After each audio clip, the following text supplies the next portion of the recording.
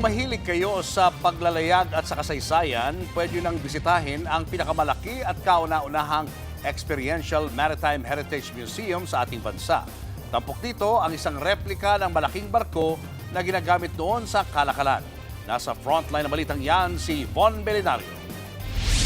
Bidang-bida sa Museo del Galion ang higanting Galyon Espiritu Santo.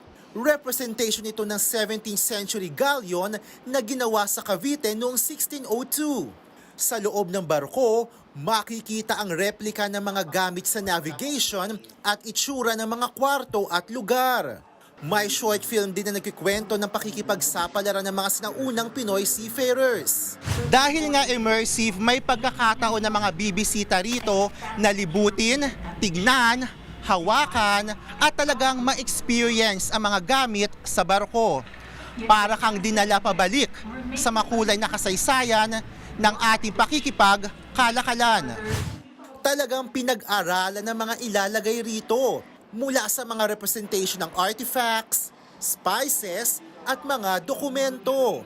May indoor LED installation pa sa palibot na ipinapakita ang makulay na pakikipagkalakalan ng bansa noong sinaunang panahon. For hundreds of years, even before the arrival of the Spanish, the Filipinos were amongst the most skilled seafarers in the world. This museum is designed to bring pride to us, to remind us of our importance in this part of history, not only yesterday, but all the way up to today. Kaya enjoy na enjoy sa pamamasyal sa opening day nito ang magkakatrabaho mula Quezon City. Nakakatuwa siya kasi before nakikita lang namin siya sa mga Hekasi books namin, no? Pero ngayon nandito na kami. To be part of this experiential exhibit, very very educational. 675 pesos ang ticket para sa adults. 275 pesos naman para sa mga estudyante at guro ng public schools. Open ang Museo del Galion mula 10 a.m. hanggang 7 p.m. Miyerkules hanggang Linggo sa Mall of Asia Complex. Let the voyage begin! Nagbabalita mula sa Frontline. Von Belenario, News 5.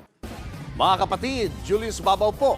Para sa komprehensibo at makabuluhang balitaan at talakayan, mag-follow at mag-subscribe na sa social media pages ng News 5.